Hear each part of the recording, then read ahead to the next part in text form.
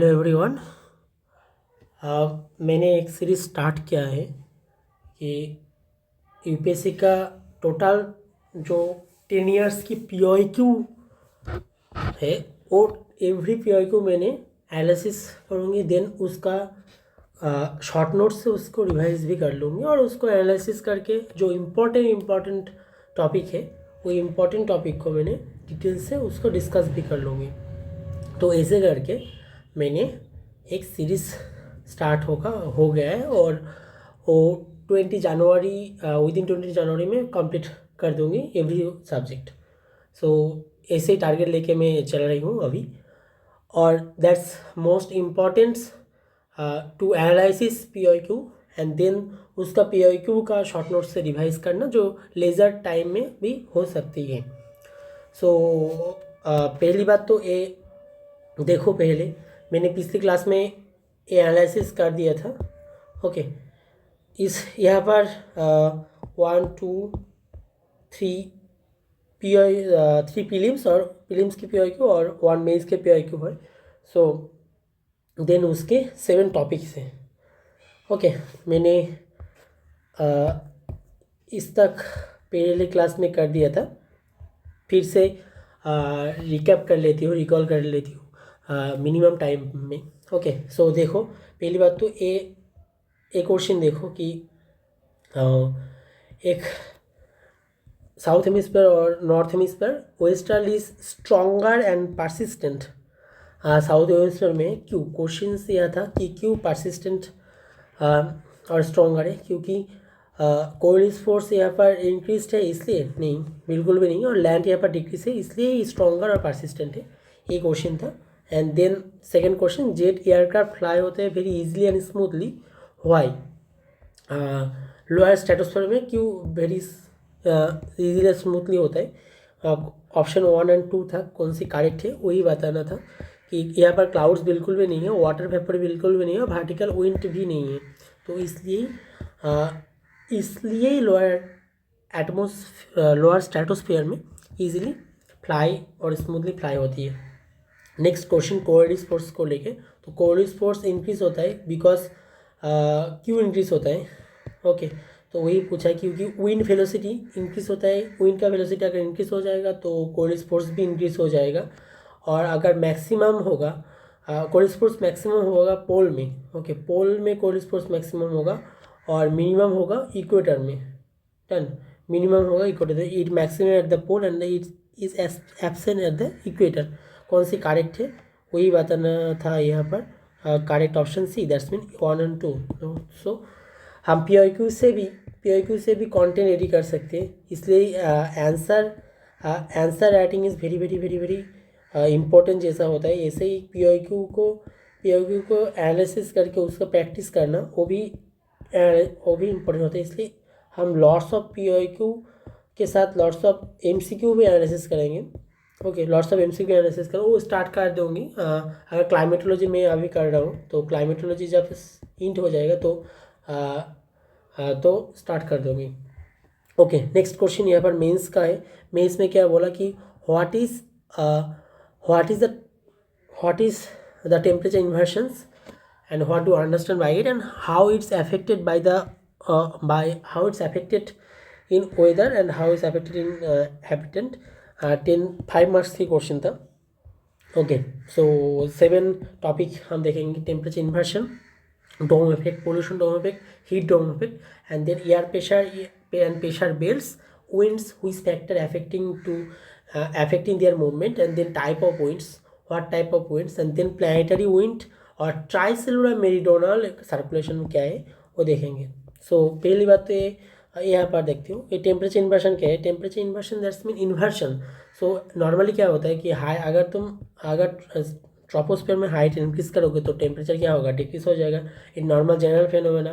लेकिन यहाँ पर क्या होता है, अगर तुम हाइट इंक्रीज करोगे तो टेम्परेचर भी इंक्रीज होता है, टेम्परेचर इंक्रीज हो जाएगा। That's mean at the highest point temperature is increased. So this is the temperature inversions।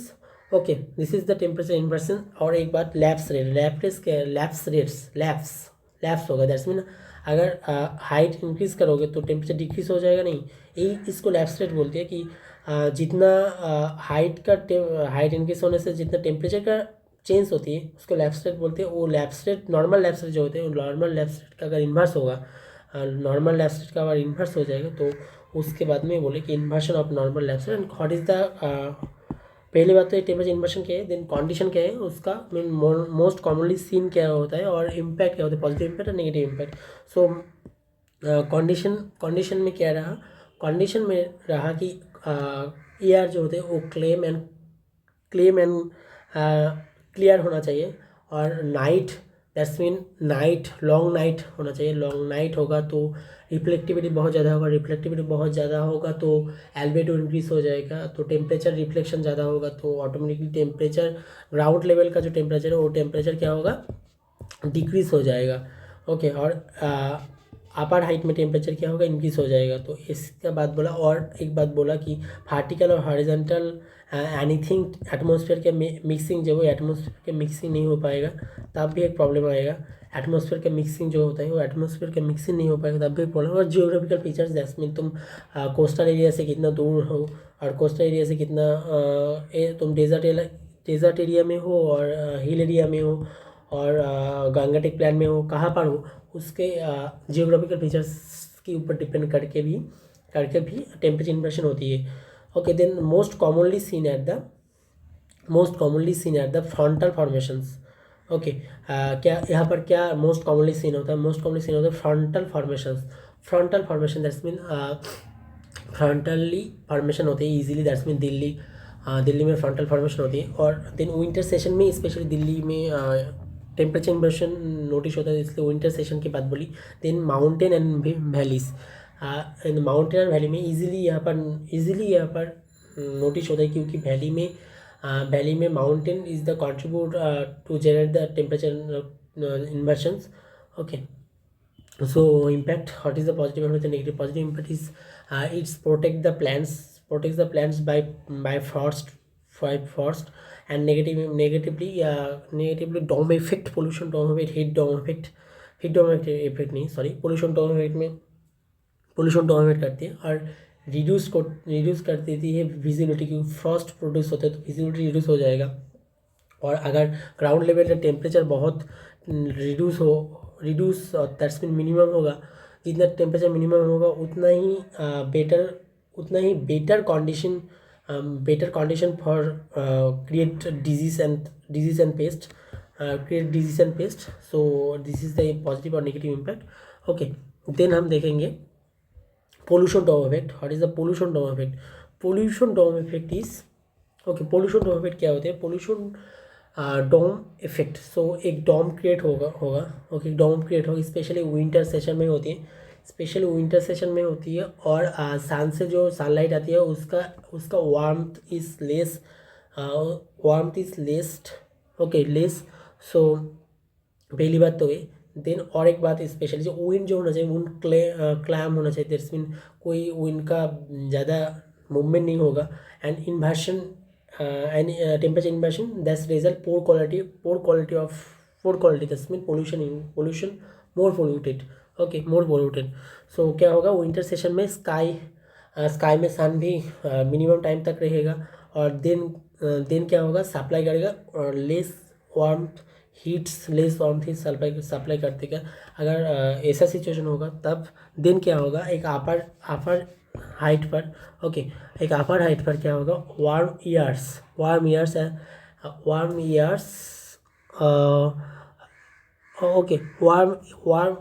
Is gathered and hold cold air near the ground. So अगर cold air near the ground, then pollution अगर domestic factory से और transportation system से lots of pollution increase होगा। Pollution अगर बाहर आ जाएगा तो उसका डेंसिटी बहुत ज़्यादा होगा, क्योंकि अगर टेम्परेचर मिनिमम होगा तो नॉर्मली क्या होगा, डेंसिटी ज़्यादा होगा तो मास ज़्यादा होगा, दैट्स मीन मास ज़्यादा होगा तो समझ रही हो कि वो पोल्यूशन की जो पार्टिकल हो वो लोअर रीजन में गैदर होके रहेगा। और अपर रीजन जो है, अपर रीजन में टेम्परेचर ज़्यादा है तो मास भी रिड्यूस है, तो डेंसिटी रिड्यूस है, इसलिए इस रीजन में टेम्परेचर ज़्यादा होने के से वो उस एरिया में रहते हैं और हाई मास नॉर्मल लोअर एरिया में रहेंगे। तो पोल्यूटेड पार्टिकल यहाँ पर नहीं मूवमेंट कर सकती है, वो अपर एरिया में नहीं पार्टिकल नहीं मूवमेंट कर सकती है। ओके, इसलिए वहाँ पर गैदर हो जाती है। तो ऐसे ही सिस्टम है जो ट्रैप्ड, दैट्स मीन क्या बोला, pollution from the wood fires and cars are trapped by the inversion. Okay, then mountain in the mountain valley, mountain can increase the strength of valley का इन्वर्शंस। ओके, तो ये डोम effect में क्या बोला कि डोम effect जो है वो in the winter session below, that's mean below a warmth layer. Okay, below a warmth layer for the temperature inversion, below a warmth layer for the temperature inversion, pollution become trapped. फिर से बताती हूँ, फिर से क्या है, due to the temperature inversion in the winter session,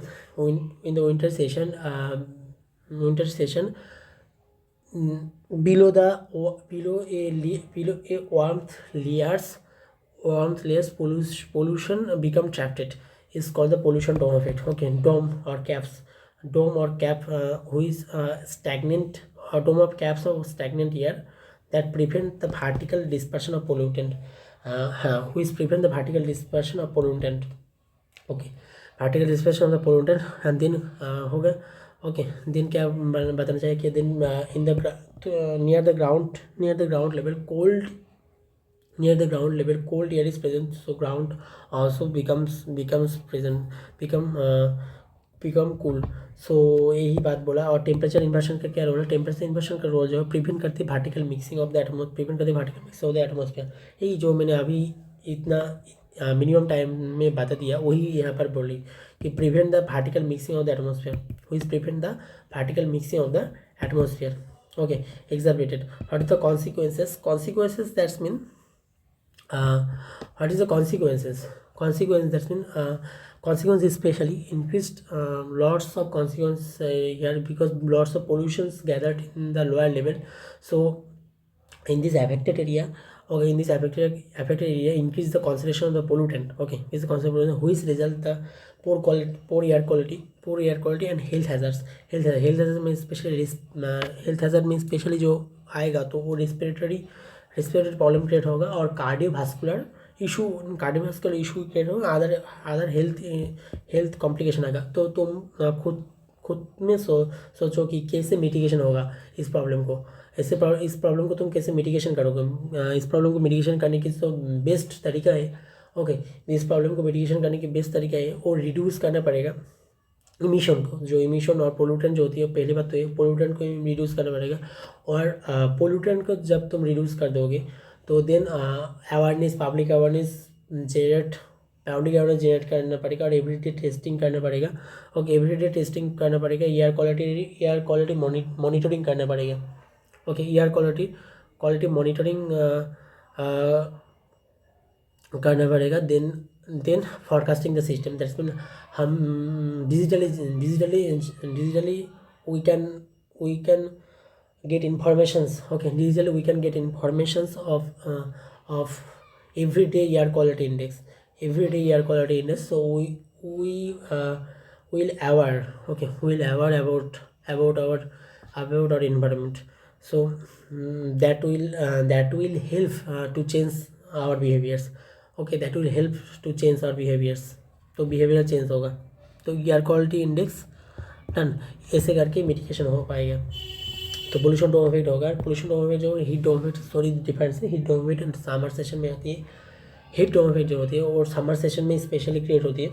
समझो पहले, heat dome effect summer session में स्पेशली क्रिएट होती है, जो characteristics by the trapping of hot air, okay, beneath a dome of high pressure in the atmosphere. पहली बात तो ये, फिर से बताते हो, what is the definition of the heat dome effect, how it's form, what is the consequences, what is the consequences, regional variability क्या है, और how it can effect due for the climate changes, for the climate, and how a heat domes formed. Okay, how heat domes form, पहली बात तो ये अगर image तुम पढ़ लोगे तो इजीली हीट डोम इफेक्ट को इजीली समझ सकोगे क्योंकि इन the summer session it will be formed. Okay, in the summer session it will be formed hot years but high mast, क्योंकि high densed. Okay, high densed होगा hot years, high densed mass high. So अगर mass high होगा generally वो upper area से lower area में downward vertical movement होगा, normally होगा. Then atmosphere pressure can help to go downward or push these hot airs in towards ground. Okay, towards ground and gathered towards, and for this high pressure it for this high pressure we know from the Boyle's law that volume will be decreases, so it's compressed and sink, so density more increase and mass on more increased. That's creates. Okay, that creates the hottest system. That creates the hottest system, more hottest gathers. So it's created like a dome. That says the heat dome effect. How it's from. So अगर तुमको बोलना पड़ेगा कि what is the definition of the heat dome effect in the summer sessions, क्या बोलेंगे हम definition में in the summer session. Okay, in the summer session hot air. Okay, in the summer session. Okay, heat dome effect क्या है? Heat dome effect क्या है in the summer session में? Okay, in the summer session फिर से बताती हूँ. In the summer session for the high pressure heat airs become trapped. Okay, heat air become trapped beneath the dome. Okay done. This is called heat dome effect. Heat dome how it's form मैंने बता दिया कैसे form होती है. कि फिर से बता दूँ, एक लार्ज और स्टैग्नेंट एरिया में एक लार्ज और स्टैग्नेंट एरिया में. ओके, लार्ज और स्टैग्नेंट एरिया में हॉट एयर जो होती है वो हॉट एयर गैदर होती है. और then for the atmospheric pressure increases volume decreases and sinks and compressed. So इसे करके it creates a dome. Hot air की डोम क्रिएट होती है. Okay, dome hot near the surface is called the heat dome. इस नई बात है और कुछ भी नहीं है. और ऐसे लिख दोगे, ऐसे तुम राइट कर दोगे तो वो हो जाएगा. What is the consequence dangerously increase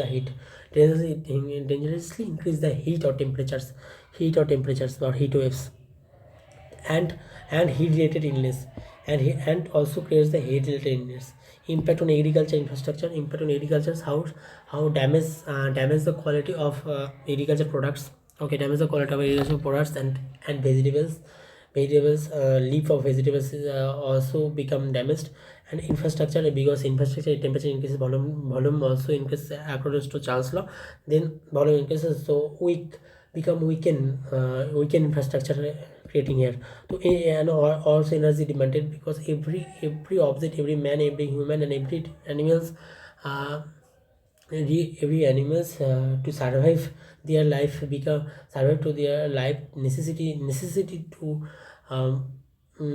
to capture more energy. That is called the energy demands. Regional variability. What is the meaning of the regional variability? That's mean continental climate. अगर तुम continent में किधर में हो, dessert area में हो, और urban area में हो, और गंगाटिक प्लेन में हो, और हिल एरिया में हो, और कोस्टल एरिया में, कहाँ पर हो, that's mean climates. continental climates is factored that can responsible to creating that heat dome effect. Okay, since jet system also a role for regional variability from the jet streams. पहले बात तो ये समझो कि from the jet streams from the jet stream एक API को also asked. Okay, also asked by UPSC. So समझ रही हो क्या? Mostly found in middle or high latitude. Mostly found in middle and high latitude area में mostly found होती है इसको, तो इसको रीजनल वेरिएबिलिटी बोलते हैं। Climate changes expected to increase the frequency, intensity and durations. Climate change में क्या होता है, इसको क्लाइमेट चेंज जो है वो एक्सपेक्टेड होती है कि इंक्रीज होगा फ्रीक्वेंसी, ओके, वो इंक्रीज होगा फ्रीक्वेंसी और इंटेंसिटी और ड्यूरेशंस। सो अगर क्लाइमेट चेंज बहुत ही ज़्यादा होगा, तो अगर क्लाइमेट चेंज बहुत ज़्यादा होगा तो फ्रीक्वेंसी भी फ्रीक्वेंसी इंक्रीज होगा।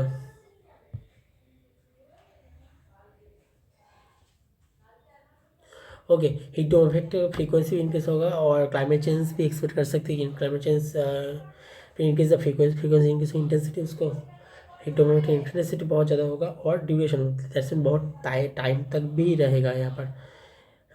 ओके, टाइम बहुत टाइम तक भी रहेगा। हो गया हीट डोम इफेक्ट। हम देखेंगे कि एयर प्रेशर और pressure belt. Okay, what is the air pressures and what is the pressure belts. Okay, so अब आएंगे हम एयर प्रेशर में।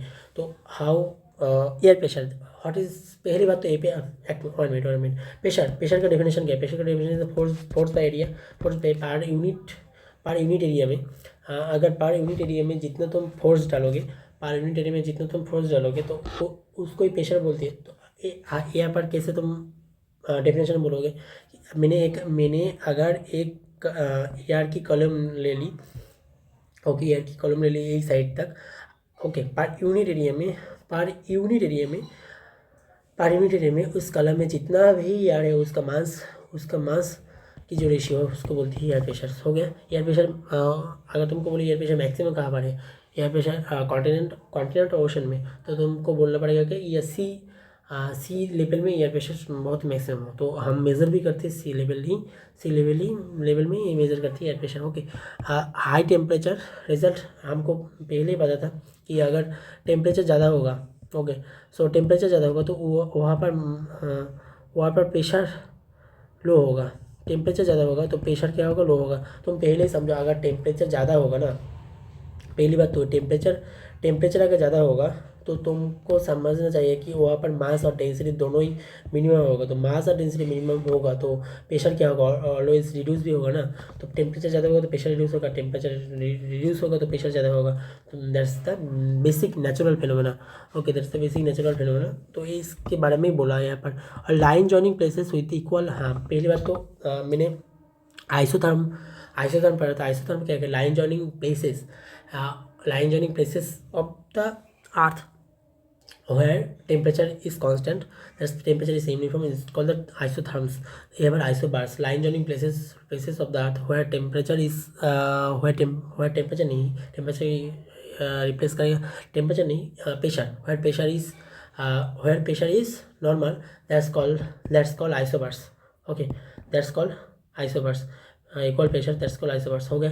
और 7 प्रेशर बेल्ट होता है और 3 जो होते हैं वो थर्मली इंड्यूस्ड और 4 डायनेमिकली इंड्यूस्ड। 3 थर्मली इंड्यूस्ड और 4 डायनेमिकली इंड्यूस्ड। ओके, तो देखती हूँ यहाँ पर। पहली बात तो ये प्रेशर बेल्ट जो है वो इक्वेटोरियल लो प्रेशर बेल्ट होती है, जिसको डोल्ट्राम बोलती है।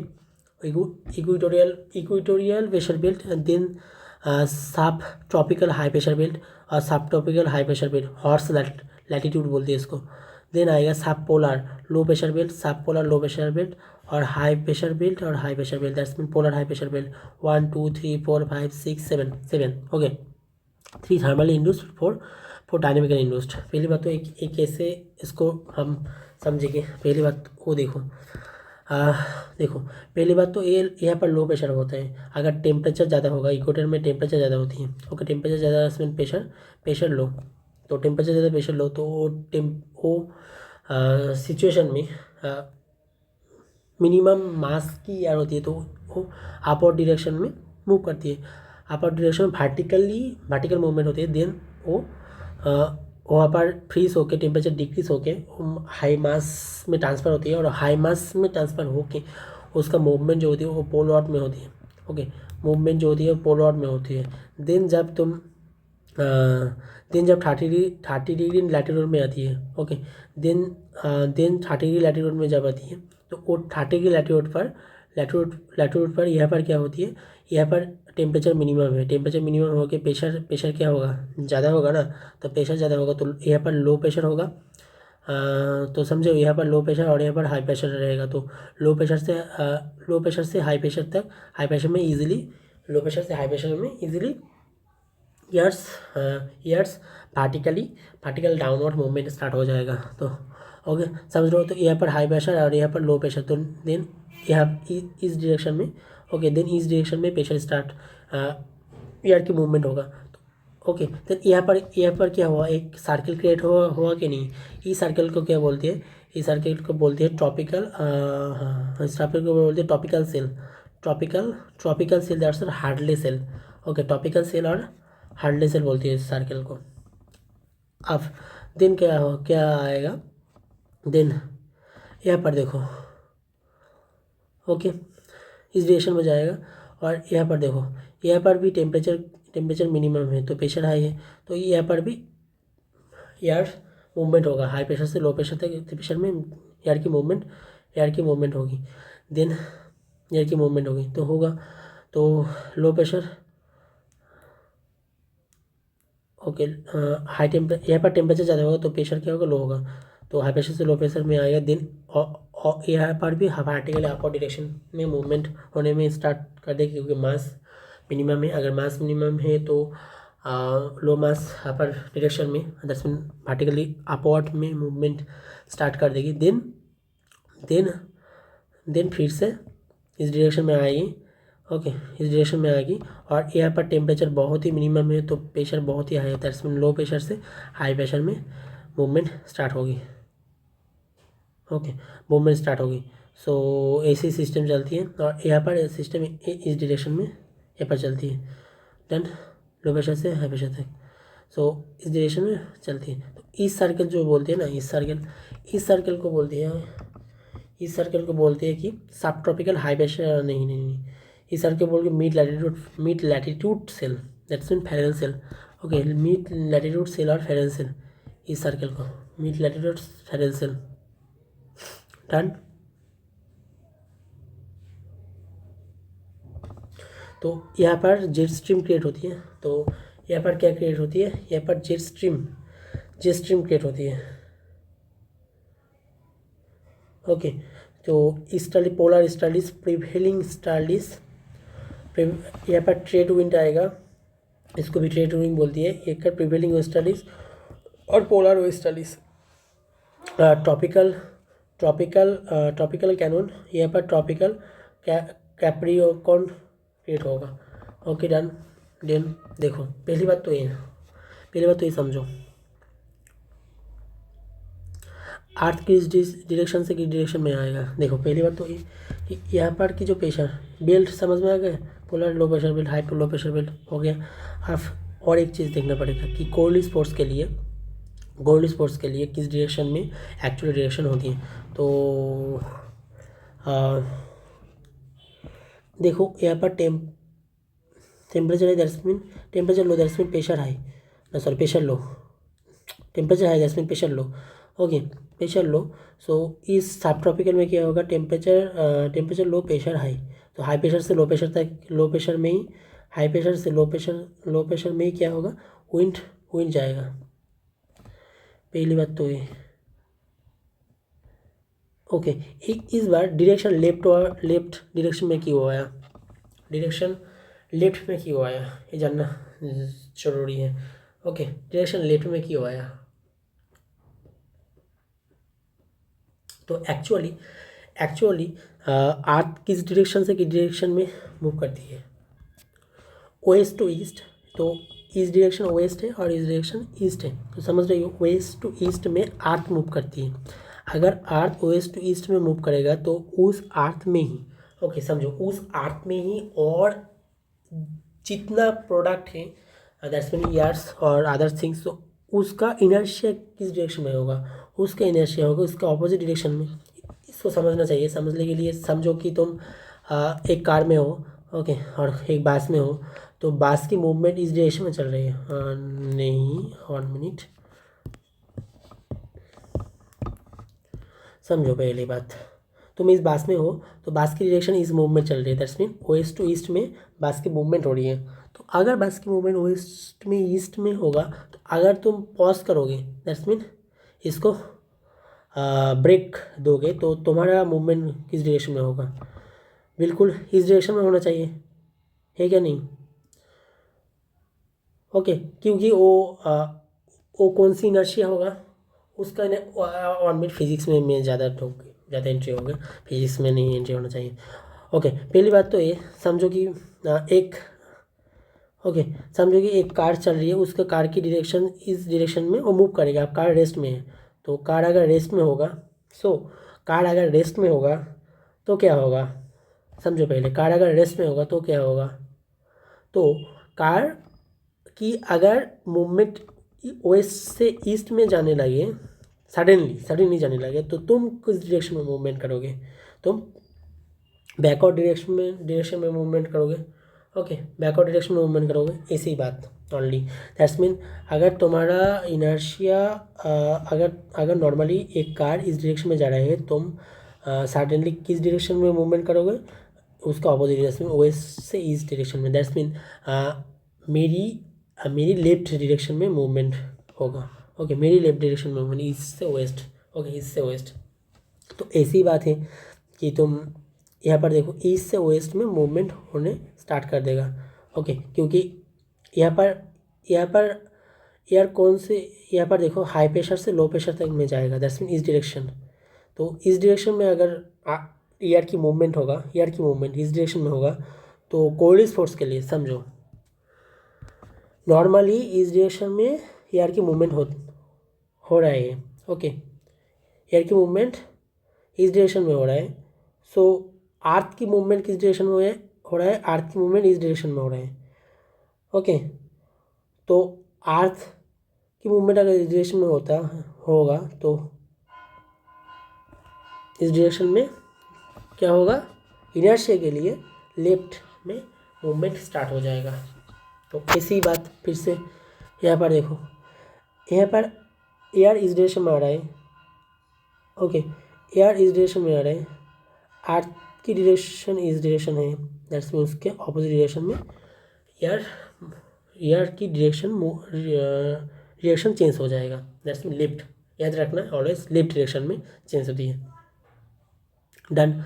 सो यहाँ पर भी देखो, यहाँ पर हाई प्रेशर, सो यहाँ पर क्या होगा? लो प्रेशर आएगा। दैट्स मीन इस डायरेक्शन में मूव हो रही है एयर मूवमेंट हो रहा है इस डायरेक्शन में। तो एयर की मूवमेंट अगर इस डायरेक्शन में होगा, अर्थ तो इस डायरेक्शन में मूवमेंट हो रहा है, तुम्हारा लेफ्ट होना चाहिए। ओके, तुम्हारा लेफ्ट होना चाहिए।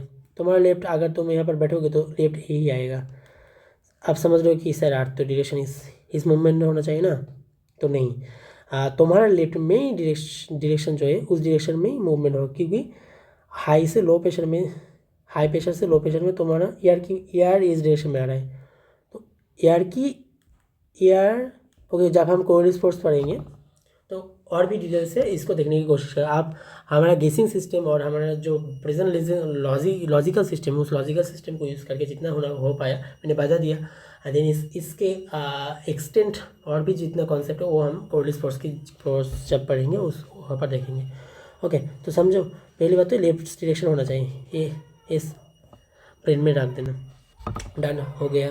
तो आप यहाँ पर देखो और एक कॉन्सेप्ट कि equatorial low pressure that's mean doldrums और ट्रॉपिकल हाई प्रेशर के बीच में जितना जो विंड है उसको बोलते हैं trade wind. Okay, done. That's mean 0 से 30 ट्रेड विंड और 30 से 60 उसको बोलते हुए प्रिवेलिंग वेस्टर्लीज एंड 60 से 90 को बोलती है पोलर वेस्टर्लीज। ओके, यहाँ पर वेस्टर्लीज और ईस्टर्लीज, इसको वेस्टर्लीज बोलती है, इसको ईस्टर्लीज बोलती है। देख रहे हो, प्रिवेलिंग वेस्टर्लीज और पोलर ईस्टर्लीज। यहाँ पर वेस्ट क्यों बोला? क्योंकि वेस्ट से आ रहा है ईस्ट में जा रहा है। देखो, वेस्ट से आ रहा है ईस्ट में जा रहा है, तो इसलिए इसको नाम होता है वेस्टर्लीज। और यहाँ पर देखो, वेस्ट से एयर आ रहे हैं और ईस्ट से एयर आ रहे हैं और वेस्ट में जा रहे हैं, दैट्स मीन ईस्टर्लीज। कुछ समझ में आया? हाँ, समझ में आ गया। अब next, intertropical converging zone. What is the intertropical converging zone? पहले तो समझे ट्रॉपिकल। सो ट्रॉपिक, एक ट्रॉपिक है। यहाँ तो इक्वेटोरियल प्रेशर ना, तो एक ट्रॉपिक एक tropic. Okay, so inter tropical tropic to tropical belt की इनसाइड में एक इंटर ट्रॉपिकल रीजन है जो 10 डिग्री नॉर्थ और 10 डिग्री साउथ में रहती है। तो 10 डिग्री नॉर्थ और 10 डिग्री साउथ के बीच में ये जो एरिया है 10 डिग्री नॉर्थ और 10 डिग्री साउथ के बीच में, ओके, बीच में इंटर ट्रॉपिकल कन्वर्जिंग जोन रहती है जिसको डोल्टराम बोलती है। और जो मोनोटोनस विंडलेस वेदर होते हैं, विंडलेस समझो, विंड नहीं होता है यहाँ पर, विंडलेस वेदर, विंड नहीं रहता इसको इसलिए बोलते हैं विंडलेस वेदर। अगर तुम इस एरिया में कोई शिप लेके जाओगे तो शिप का कोई मूवमेंट होगा, मूवमेंट नहीं होगा। अगर शिप एयर से चल दी है तो मूवमेंट नहीं होगा। तो यह थे वही जो हॉर्स की एक स्टोरी था कि लॉर्ड्स ऑफ हॉर्स शिप से सी में थ्रो कर दिया था, क्योंकि बिकॉज इंटर ट्रॉपिकल जोन में कोई विंड का मूवमेंट नहीं था इसलिए। तो वही बात है कि मोनोटोनस विंडलेस वेदर यहाँ पर रहती है इंटर ट्रॉपिकल जोन में, तो 10 डिग्री नॉर्थ और 10 डिग्री साउथ के बीच में। Okay, pressure belt are not homogeneous due to uneven distribution of land and water, because land और वाटर में जो डिस्ट्रीब्यूशन आने पे नहीं, इसलिए इंटर ट्रॉपिकल जो प्रेशर बेल्ट हो वो प्रेशर बेल्ट होमोजेनियस नहीं है। ओके, देन प्रेशर बेल्ट का भी शिफ्ट होता है। यहाँ पर प्रेशर बेल्ट की शिफ्ट के लिए ना थोड़ी कॉन्सेप्ट बताए, खूब इम्पोर्टेंट, ज़्यादा इम्पोर्टेंट है। क्या है, प्रेशर बेल्ट की शिफ्ट के बारे में बताएं। Pressure belt shift because of earth 23.5 degree tilted, because अर्थ की जो टिल्ट है ना, वो टिल्ट 20 कितना हुआ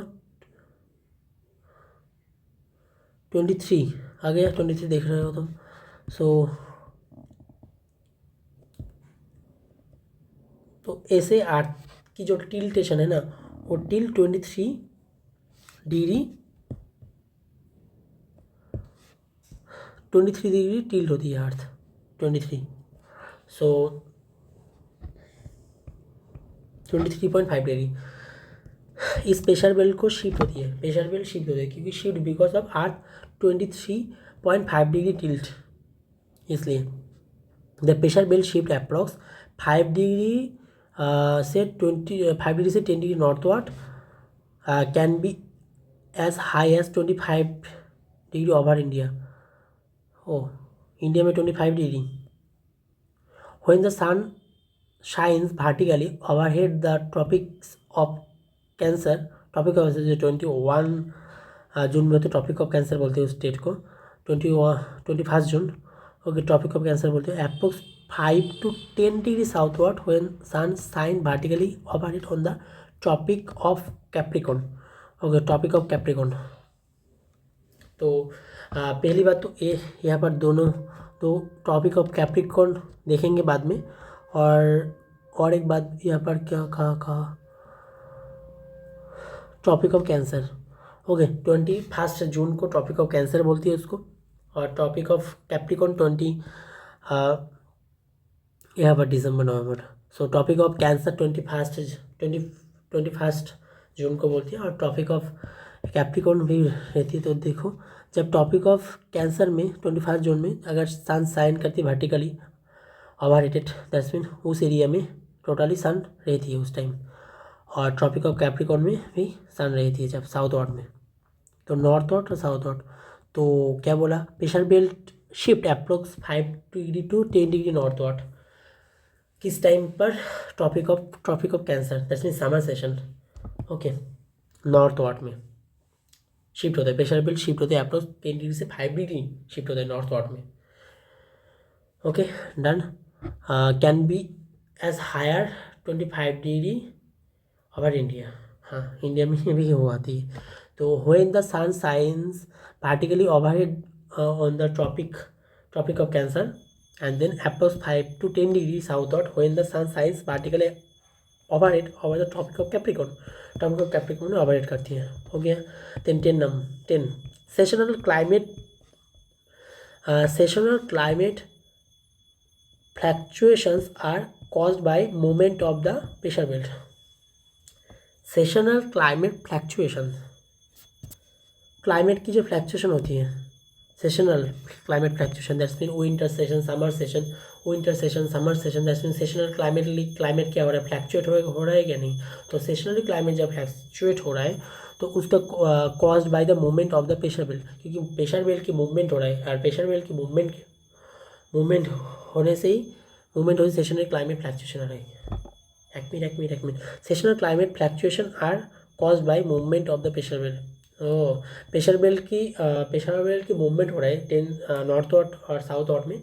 नॉर्थ में 5 to 10 डिग्री जब ट्रॉपिक ऑफ कैप्रिकॉन होगा, ट्रॉपिक ऑफ कैंसर होगा, और 21 जनवरी तक में समर, और वही ट्रॉपिक ऑफ कैप्रिकॉन होगा तो साउथ में मूवमेंट होगा 5 डिग्री से 10 डिग्री तक। यही जो प्रेशर बेल्ट की जो मूवमेंट हो रही है ना, इस प्रेशर बेल्ट की मूवमेंट के लिए क्लाइमेट की फ्लैक्चुएशन आ रहा है, सेशनल क्लाइमेट फ्लैक्चुएशन आ रहा है, जिसमें विंटर समर अदर और হচ্ছে ऐसे फ्लैक्चुएशन आती है। डन हो गया, एवरीथिंग कंप्लीट। तो प्रेशर बेल्ट की शिफ्टिंग और प्रेशर बेल्ट की distribution that is not constant और intertropical zone, and then 7 pressure belt और Coriolis force, and then what is the air pressure and what is maximum, what is the definition, इसलिए क्या change होती है, high temperature low temperature pressure belt, और isobar क्या है, ये सारा कॉन्सेप्ट मैंने पढ़ लिया। Okay done.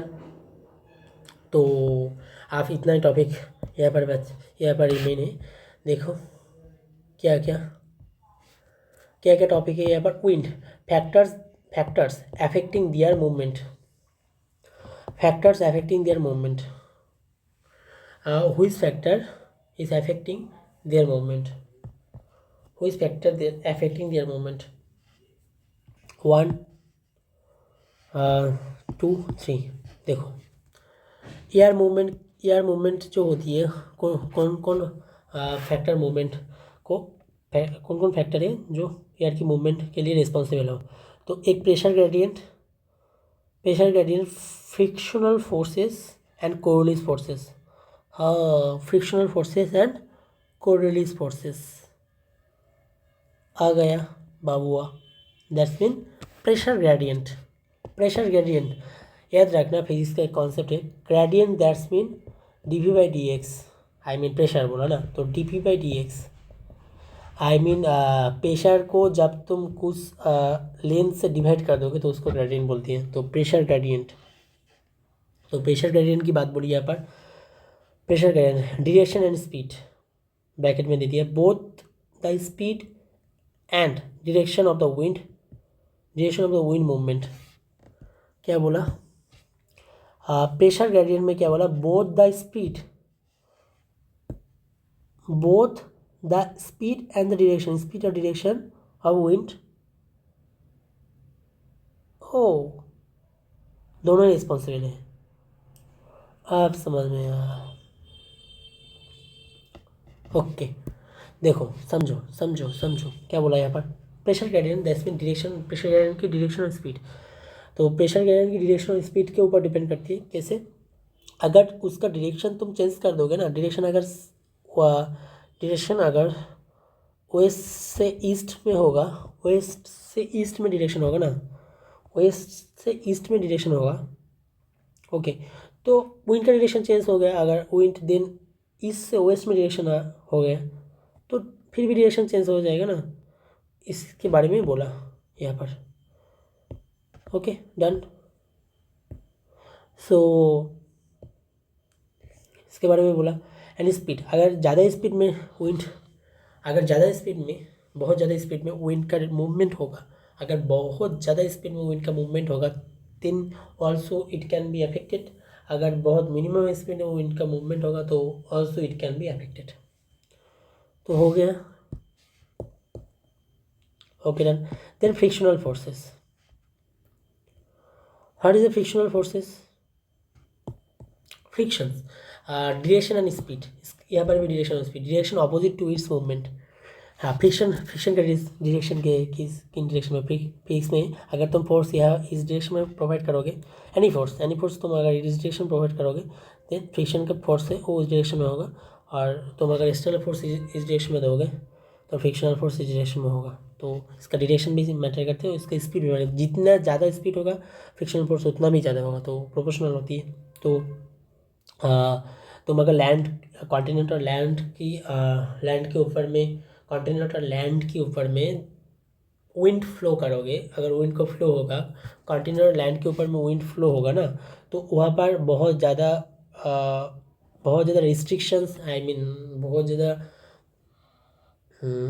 प्रिवेंशन है ना, तो इसलिए फ्रिक्शन भी बहुत ज़्यादा होती है, बहुत ही होती है, तो इसको बोलते हैं फ्रिक्शनल फोर्स। तो direction and speed, direction opposite to its movement, okay हो गया, both the direction and the speed matter, both the direction and the speed यहाँ पर मैटर करती है, both the direction and the speed यहाँ पर matter करती है, हो गया।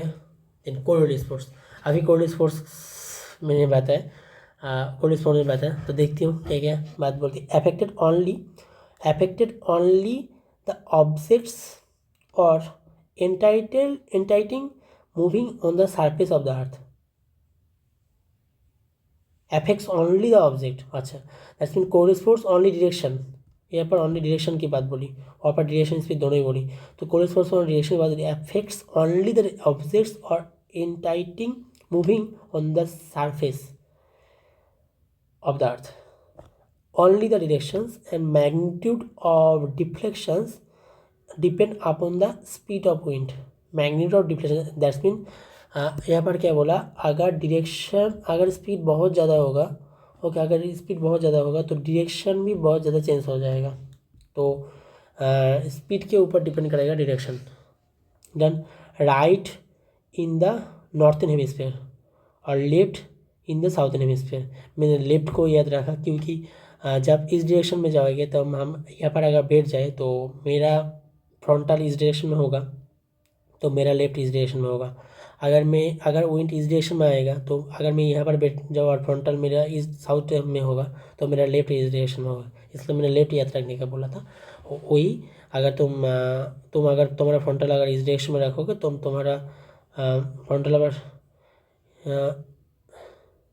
नहीं 1 मिनट मैंने एक मिस्टेक कर दिया, अगर हम इस डायरेक्शन में यहाँ पर बैठे तो इस डायरेक्शन में अगर मैंने फ्रंटल दिया, ओके इस डायरेक्शन में फ्रंटल दिया तो मेरा राइट इस डायरेक्शन में हुआ ना, हाँ मेरा राइट इस डायरेक्शन में ही हुआ, सो राइट इस डायरेक्शन में होगा, ओके सॉरी माय मिस्टेक, लेकिन अल्टीमेटली राइट थोड़ा सा मिस्टेक हो गया, ओके नॉर्थन हेमिस्फीयर में राइट में होगा और साउथन हेमिस्फीयर में लेफ्ट में होगा। तुम देखो पहली बात तो ये, तुम इस डायरेक्शन को याद रखना, यहाँ पर लेफ्ट होगा तो ऑटोमेटिकली यहाँ पर राइट होगा, ओके डन हो गया। So zero at the equator maximum at the poles, okay zero at the equator maximum at the pole, फिर से बताती हूँ क्या बोला यहाँ पर, zero at the equator and maximum at the pole. So equator में जीरो होगा और मैक्सिमम होगा कहाँ पर, पोल में। याद रखना कोलिशन ए एपीआई क्यू है भाई, एपीआई क्यू था ना, एपीआई क्यू तो था शायद, सो हाँ एपीआई क्यू था, मैंने अभी देखा ये मैक्सिमम फोर्स, हाँ ये क्वेश्चन अभी कोलिस फोर्स इंक्रीज होगा कब, जब विंड वेलोसिटी इंक्रीज होगा, अभी देखा मैंने जी स्पीड अगर इंक्रीज होगा कोलिस फोर्स भी इंक्रीज हो जाएगा क्योंकि उसका डायरेक्शन चेंज हो जाएगा जब बहुत ज़्यादा, तो कोलिस फोर्स इंक्रीज होगा। मैक्सिमम कहाँ पर, पोल, और मिनिमम कहाँ पर, इक्वेटर, यही पे क्यों था 2024 में आया था। सो क्या बोला भाई, so right at the northern hemisphere and left at the southern hemisphere. So Coriolis force के लिए एक ही कॉन्सेप्ट मेरा वहाँ पर थिंकिंग करने में दिक्कत थी, वही कि नॉर्थन हेमिस्फीयर में राइट डायरेक्शन में और कुछ भी नहीं, और एक कॉन्सेप्ट यहाँ पर लेने की कोशिश करूँगा मैंने, ओनली डायरेक्शन ये यहाँ पर मैटर करती है। स्पीड, किसका स्पीड? कोरिलेट फोर्स का कोई स्पीड होता है क्या? तो कोरिलेट फोर्स नहीं। तो यहाँ पर क्या बोला कि magnitude of the deflection depend upon the speed of the wind. अगर स्पीड ऑफ द विंड ज़्यादा होगा तो डिफ्लेक्शन क्या होगा? ज़्यादा होगा। यही बात है, वहाँ पर भी बात है। अगर विंड विंड की वेलोसिटी ज़्यादा होगा तो डिफ्लेक्शन ज़्यादा होगा, वही बात है। और डायरेक्शन मैटर करती है यहाँ पर, डायरेक्शन मैटर करती है यहाँ पर। Okay, it increase correlate force, it increase, वही भाई विंड वेलोसिटी। नहीं, इस ओके, नो प्रॉब्लम। अगर स्पीड लिखना चाहिए था यहाँ पर, इस पर भी स्पीड लिखना चाहिए था, लेकिन कोई फोर्स का कोई स्पीड नहीं होता ना, कि फ्रिक्शनल फोर्स इसको यहाँ पर भी स्पीड लिखना चाहिए था, कि स्पीड नहीं लिखा, मुझे नहीं पता, तो मैं लिख देता हूँ। ओके, मैं लिख देता हूँ। सो स्पीड, तो ओनली डायरेक्शंस, क्योंकि यहाँ पर डायरेक्शन मैटर तो करती है, तो डायरेक्शन एक्चुअली, ओके, ओ factor affect their movement. Okay, so magnitude of the deflection depends upon the speed of the wind. Affect only the object or entity moving on the surface of the earth. The moving surface of the earth की surface को affect करती है उसको। Okay, तो मैंने ये सारा discuss कर लिया ऑलरेडी। तो पहले Hadley cell, Ferrel cell and polar cell. Okay, यहाँ पर ओएस्टर्लिस, ईस्टर्लिस एंड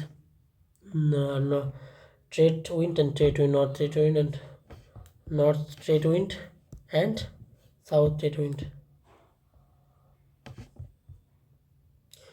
पहले कौन कौन सी फैक्टर अफेक्ट करती है वो देखना चाहिए। पहली बात, विंड का मूवमेंट के लिए कौन कौन फैक्टर अफेक्ट करती है? जिसमें प्रेशर ग्रेडियंट अफेक्ट करते हैं, फ्रिक्शन अफेक्ट करती है, और उससे कोरिलेट फोर्स अफेक्ट करते हैं। प्रेशर ग्रेडियंट किससे अफेक्ट करती है कि अगर तुम प्रेशर बहुत ज़्यादा होगा, ओके, एयर की प्रेशर ज़्यादा होगा तो एयर की स्पीड और डायरेक्शन दोनों ही अगर ज़्यादा होगा तो विंड का मूवमेंट चेंज हो जाएगा। एयर की प्रेशर और स्पीड दोनों ज़्यादा होगा तो प्रेशर और स्पीड दोनों ही ज़्यादा होगा, और डायरेक्शन भी ज़्यादा होगा। इसमें डायरेक्शन के ऊपर डिपेंड करते हैं। अभी देखा मैंने इस ऐसे सिस्टम में प्रेशर ग्रेडियंट, वो वहाँ पर ही प्रेशर ग्रेडियंट मैंने अंडरस्टैंड किया था। यहाँ से यहाँ जाए, ओके, लो pressure, high pressure, low pressure, तो वही pressure gradient, that's mean direction और स्पीड दोनों ही मैटर करती है यहाँ पर, both the speed and direction matters. Frictional force that's mean direction and speed. Frictional force that's mean direction and speed. So frictional force, direction opposite to its movement. Direction opposite to its movement. Both the direction and the speed matters here. Both the direction and speed matters here. How does the coordinate force? Only the direction matters here. Affect only the object or entity moving on the surface of the earth. Affects only the objects. Okay. Affects करती है only the object or entity moving on the surface of the earth. Only direction that's mean यहाँ पर अगर तुम speed, ये मत बोलना, अगर तुम स्पीड बहुत इंक्रीज कर दोगे कोरिलेट फोर्स के तो विंड वेलोसिटी इंक्रीज करोगे। कोरिलेट फोर्स का स्पीड नहीं होता। अगर विंड वेलोसिटी तुम इंक्रीज कर दोगी तो उसका डायरेक्शन जब बहुत ज़्यादा डिफ्लेक्ट होगा, कोरिलेट फोर्स भी बहुत ज़्यादा होगा। डायरेक्शन होगा तो कोरिलेट फोर्स भी बहुत ज़्यादा होगा ना। मैक्सिमम होता है एट पोल, मैक्सिमम होती है at pole and okay, maximum होती है एट पोल एंड मिनिमम होती है at equator. So that's the more important. और एक बात कि नॉर्थन हेमिस्फीयर में राइट में जाती है कोरिलेट फोर्स का डायरेक्शन होती है, और साउथर्न हेमिस्फीयर में लेफ्ट में डायरेक्शन होती है। बस complete. Type of wind, what's type of winds? देखो, प्रिवेलिंग और प्राइमरी प्लानिटरी विंड्स, ये याद रखना। Planetary winds which is permanent wind, नाम से प्राइमरी और परमानेंट समझ रहे हो। परमानेंट विंड व primary winds. Geotropic wind, geo earth की ऊपर डिपेंड करके, geotropic that's mean tropic area में रहती है। सेशनल विंड, सेशन के ऊपर डिपेंड करेगा। Okay, diurnal wind, local wind. Then हम देखेंगे नॉमेनक्लेचर ऑफ विंड्स। ओके, और क्या बताया भैया? देखो, primary that's mean which is primary और प्लानिटरी। पहली बात तो planetary wind, which that's my planet is permanent, which is permanent, which is planet based and which is primary. Okay, we're going to affect by all the above mentioned force. Above mentioned force that's mean pressure gradient force, frictional force and Coriolis force के लिए देखो frictional force is permanent, समझो frictional force is permanent. Okay by planet, क्योंकि earth पे planet है और अर्थ के planet होने से ही उसका एक विंड क्रिएट होती है. तो frictional force is permanent force, pressure gradient is permanent force, Coriolis force is permanent force and primary force and prevailing force and planetary force. So affects by all above mentioned force. इस mention force से इसका affect होती है. Then आएगा geotropic. Traffic के लिए में रहती है पहली बात तो ये trophic winds, geostrophic wind, geo. Okay, trophic wind not affected by frictional force, which is not affected by frictional force. Geostrophic wind को फ्रिक्शनल फोर्स अफेक्ट नहीं करती है भाई, जियोट्रॉपिक विंड को फ्रिक्शनल फोर्स अफेक्ट नहीं करती है, याद रखना पड़ेगा.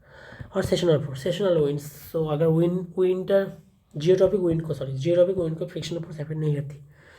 सो seasonal wind, what is the meaning of the sessional wind? Session winter session में जो विंड जाती है, समर सेशन में जो विंड होती है सेशनल विंड होती है. Diurnal wind can change directions between day and night. That's mean day और नाइट जो चेंज होती है, डे एवरी डे और नाइट दोनों ही चेंज होती है. तो इसलिए विंड का डायरेक्शन भी है वो क्या होगा, चेंज हो जाएगा. क्या बोला मैंने क्या बोला भाई?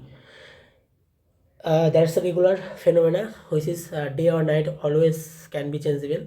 ओके, डे और night always can be changeable. So for this diurnal winds can also change their directions. Okay, then आएगा local wind. Local wind will affect only a specific location, affects only a specific location.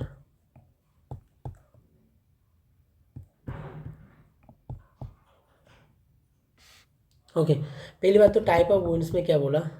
Type of winds that's mean which is permanent और which is prevailing और primary winds that is affected by the three forces, which is pressure gradient force, frictional forces, and Coriolis forces, which is permanent. You can change these forces. Okay, so this is the primarily prevailing or permanent for permanent wind, not force wind. और geotropic wind जिसमें tropical area में रहती है वो उसको frictional force कोई affect not affected by the frictional forces. And then आएगा seasonal wind. Season में जितना जो विंड होते हैं winter summer etc. And then आएगा डायurnal विंड. डायurnal विंड से डे और नाइट की जो चेंज होती है, डे से नाइट और नाइट से डे में जो चेंज होती है, इसलिए एक विंड क्या होती है, एक विंड का direction that's mean coastal area से तुम जाएंगे ओशन से आएगा कोस्टल से ओशन से कोस्टल, ऐसे एक डायरेक्शन चेंज होती है, उसको बोलती है क्या, डायurnal विंड. हम देखेंगे बाद में भी. Local wind affected only specific location में उसका अफेक्ट होता है. कितना क्या बोला मैंने जैसे परमानेंट विंड प्रिवेलिंग विंड और प्राइमरी विंड जो affected by all forces. And then आएगा geostrophic winds which is not affected by frictional force, we affected by Coriolis force and the pressure gradient. And session based and diurnal winds day और night change की वजह से जो wind होती है local area को affect करते हैं. Only how we can give name of winds are named after the direction from which they seem to be coming. कौन सी डायरेक्शन से, पहली बात ये समझो कि कौन से डायरेक्शन से विंड आ रही है, उसको बोलती है क्या, दे सेम टू बी कमिंग. कौन सी डायरेक्शन से विंड आ रही है, ओके, कौन सी डायरेक्शन से विंड आ रही है उसको क्या बोलती है. Example polar easterlies wind, that's mean east direction से विंड आ रही है, are named as so they come from the eastern direction. वही मैंने अभी यहाँ पर डायरेक्शन के ऊपर नेम दिया ना कि देखो पहली बात तो ये देखा आ गया नेमिंग. मैं भी उसी तरीके से नेमिंग किया था, तो यहाँ पर भी उसी तरीके से नेमिंग भी वही दिया कि क्या बोला. देखो इस direction that's mean that's mean west, west से ईस्ट, ईस्ट में आ रहा है, वेस्ट से ईस्ट में विंड आ रहा है, दैट्स मीन इसका नाम क्या हुआ, वेस्टर्लीज। तो जिस डायरेक्शन से विंड आ रहा है उस डायरेक्शन से, डायरेक्शन के ऊपर बेस्ट करके विंड का डायरेक्शन, विंड का नेम होगा वेस्टर्लीज। और ईस्टर्लीज दैट्स मीन ईस्ट से वेस्ट में जा रही है, ईस्ट से वेस्ट में जा रही है, दैट्स मीन ईस्टर्लीज। सो वही बोला मैंने भैया, हो गया। तो nomenclature of winds, planetary winds, यही planetary winds and tricellular meridional circulations, planetary winds और ट्राइसेलुलर मेरीडियोनल सर्कुलेशंस। ओके, तो सो क्या बोला, प्लानिटरी विंड्स और ट्राइसेलुलर दैट्स मीन थ्री बात तो है, cellular that's mean cell based, meridional circulation that's mean circulate होगा। Okay, planetary permanent wind, primary wind, तो उसके बारे में बोला। तो देखो 4 पॉइंट है यहाँ पर। What is the 4 point? Large scale wind pattern that circulated the earth, large scale throughout the year that's mean time, redistributing heat and moistures, ये देखेंगे हम। Then tricellular meridional circulations, trade wind, westerlies and polar easterlies. समझ रहे हो? आ जाएगा भाई, क्या बात है। देखो यहाँ पर सो प्लानिटरी विंड और tricellular meridional wind, large scale wind patterns that circulate the earth. Large scale में ये प्रेजेंट रहती है। कैसे? देखो कोल्ड स्पोर्ट्स के लिए हुआ, देखो यहाँ पर कोल्ड स्पोर्ट्स के लिए हुआ तो that's always exist, frictional force always exist and pressure gradient always exist. में प्रेशर फोर्स की मैंने एवरीथिंग देखा। तो प्रेशर फोर्स की जब मैं एवरीथिंग देखा तो यहाँ पर देखो डायरेक्शन, मैग्नीट्यूड कैसे कैसे हो रहा है, मैंने एवरीथिंग एक्सप्लेन किया था। तो ये एवरी परमानेंटली एग्जिस्ट करती है, परमानेंटली प्रेजेंट रहती है। तो इसको बोलते हैं कि लार्ज स्केल विंड बोलती है। इसलिए इसको कि इन टोटल अर्थ में इसका प्रेजेंटेशन रहती है। तो large scale wind pattern that circulate the अर्थ की अराउंड सर्कुलेट करती है।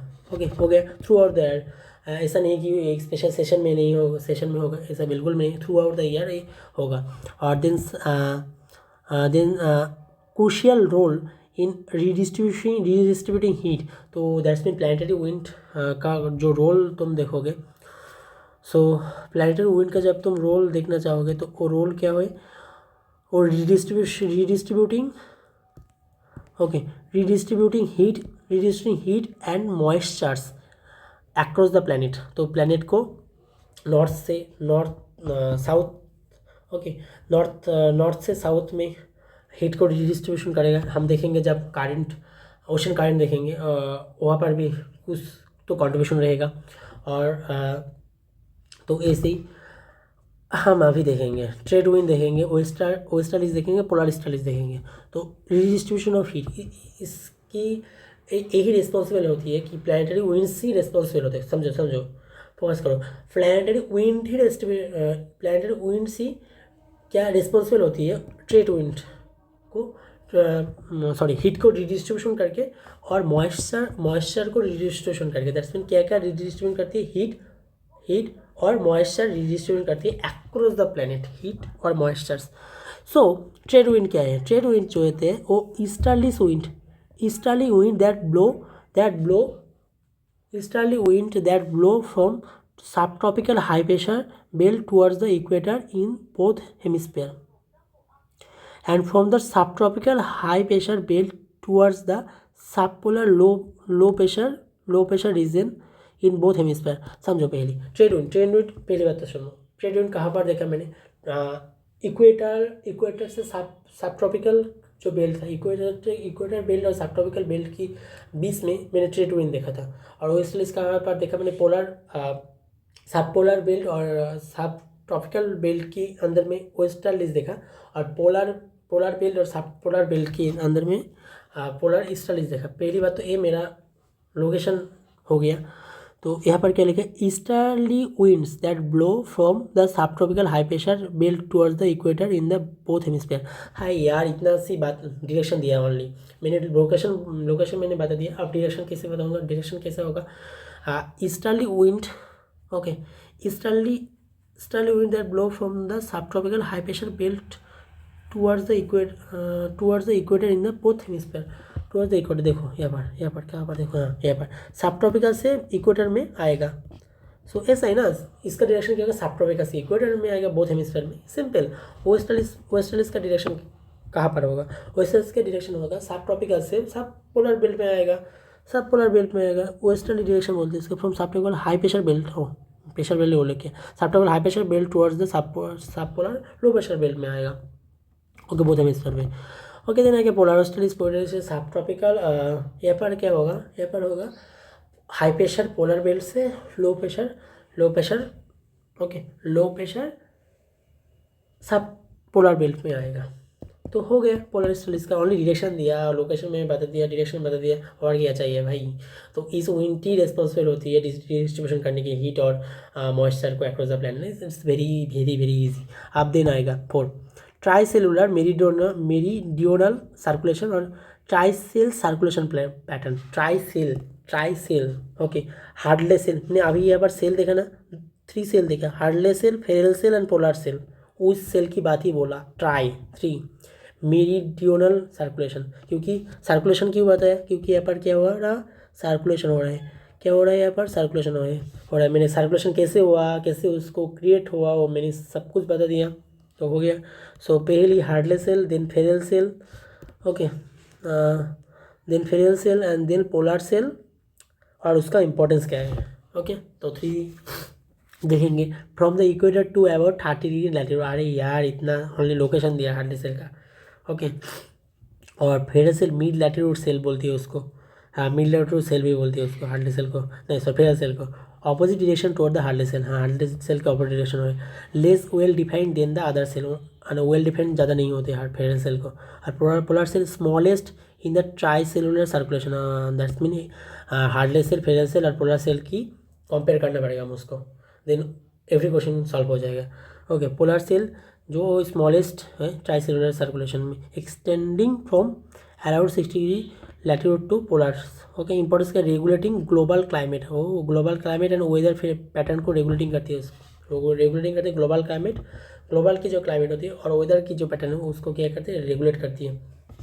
देखो, पहली बात तो ये ट्राई सेलुलर, नेम से समझो, ट्राई दैट्स मीन 3 सेल होगा, हमको पहले समझना चाहिए कि एक सेल होता है Hadley cell, Ferrel cell and the polar cell. Meridional circulation, so समझ लो मेरीडोनियल की बोला, तो सर्कुलेट करती है कैसे, हार्डले सेल उसका सर्कुलेशन स्टार्ट करती है फ्रॉम लो प्रेशर बेल्ट से, समझो पहले लो प्रेशर बेल्ट इक्वेटर से स्टार्ट होगा, then high pressure belt, then वो अपर डायरेक्शन में जाएगा, अपर डायरेक्शन की जाकर हाई प्रेशर बेल्ट की एरिया जो स्पेशली सब ट्रॉपिकल एरिया, वो इस रीजन में वो स्टार्ट करती है, ओके, इस रीजन में सर्कुलेट करती है। तो समझ रहे हो 0 डिग्री से 30 डिग्री की डायरेक्शन होती है उसका, 0 डिग्री से 30 डिग्री में डायरेक्शन होती है, उसको हार्डले सेल बोलते हैं। फेरल सेल की उसका opposite direction, that's mean 60 degree से 30 डिग्री तक 30 डिग्री में होती है, ओके। तो फेरल सेल बोलते हैं उसको। और पोलर सेल जो होती है वो 60 डिग्री से 90 डिग्री की डायरेक्शन में होते हैं। तो हार्डले सेल और पोलर सेल की डायरेक्शन सेम होती है, लेकिन फेरल सेल की डायरेक्शन अपोजिट होती है। और हार्डले सेल जो होते हैं वो क्लियर कट सिचुएशन, और फेरल सेल को आप फिर से मिड लैटिट्यूड सेल भी बोलते हैं, कि मिड लैटिट्यूड क्योंकि वो मिड में रहती है ना लैटिट्यूड की, तो mid latitude cell opposite direction में हो गया। देन लेस वेल डिफाइंड होती है, देन अदर सेल से लेस वेल डिफाइंड होती है, तो समझ में आ गया। और पोलर सेल जो है वो 3 सेल, हार्डले सेल, फेरल सेल और पोलर सेल से मोस्ट स्मॉलेस्ट, क्योंकि वहाँ पर 60 से क्योंकि वहाँ पर क्या होते हैं 60 से कहाँ पर गया 90 डिग्री तक गए ना, मोस्ट क्या स्मॉलेस्ट सेल बोलते हो। इसका इंपॉर्टेंट क्या है, इसका इंपॉर्टेंट यही है कि इंपॉर्टेंस क्या है, regulating global climate and weather pattern, global climate को और वेदर पैटर्न को ईजिली रेगुलेट कर लेती है, ग्लोबल पैटर्न रेगुलेट करती है, ग्लोबल क्लाइमेट को एंड वेदर पैटर्न को ईजिली क्या करती है, इसको रेगुलेट कर लेती है। तो यही हो गया मैंने पीओयू के साथ साथ उसके एनालिसिस के साथ साथ इस टॉपिक को डिस्कस कर लिया, शॉर्ट नोट से डिस्कस कर लिया, मोस्ट इम्पॉर्टेंट टॉपिक भी हो गया। तो थैंक यू, अब मैं रखती हूँ।